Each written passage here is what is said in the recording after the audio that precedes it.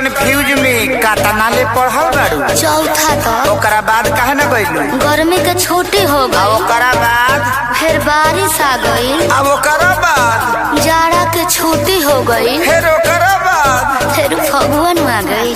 फिर ओकरा बाद रे इतना छुट्टी मरनी नो कि पढ़े के आदत छूट गई। बैगन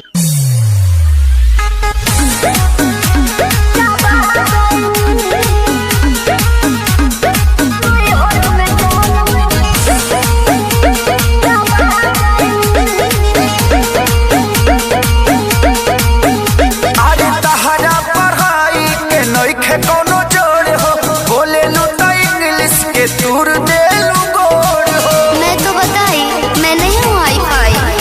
अरे तहरा पढ़ाई के नहीं कोनो जोड़ हो, बोले लू तो इंग्लिश के तूर दे लू गोड़ हो। का चाहतनी जी? ऐसन भाषा से हम पगला गईनी, पगला गईनी। सुनी बेच कापे किताब भोजा खा गईनी। राजा नहीं हर में, राजा नहीं हर में गोलम चापा गईनी। राजा नहीं हर में गोलम चापा गईनी। अच्छा एगो बात बताओ, तारा संडे मंडे याद बा? हाँ जी। तो सुनाओ तो। Sunday, good, Monday, very good, कंडे, लवंडे ठंडे ठंडे। संतोष पागल बुझले बारू, मारम बहु फेंक देबू।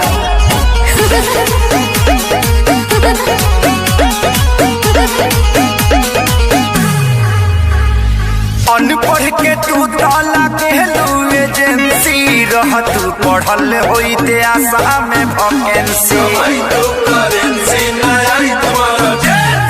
भोक भोक बुतत रह पढ़े भरी दिया।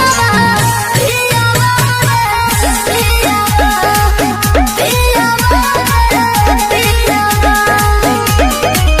तब की भइल तो से शादी करके कहा कोइनी, ई का कोइनी। बेच कापे किताब भोजा खा गईनी। राजा नहीं हर में, राजा नहीं हर में गोलम चापा गईनी। राजा नहीं हर में गोलम चापा गईनी। बाप रे बाप, लागत कि अब हम डिप्रेशन में चल जाए। ठीक बा, आय? अकेले जाई? हाँ। जाते न तो जाके देखी। हाँ। अब बढ़िया जगह होई नु। हाँ। हम आ ओजे हनीमून मनावल जी डिप्रेशन में। आ घूम घाम के आ चल जाई का? अब ते सफा संतोषवा बना देबे। का भाई कुछ गलती हो गल का? ना ना ना, तू आ गलती।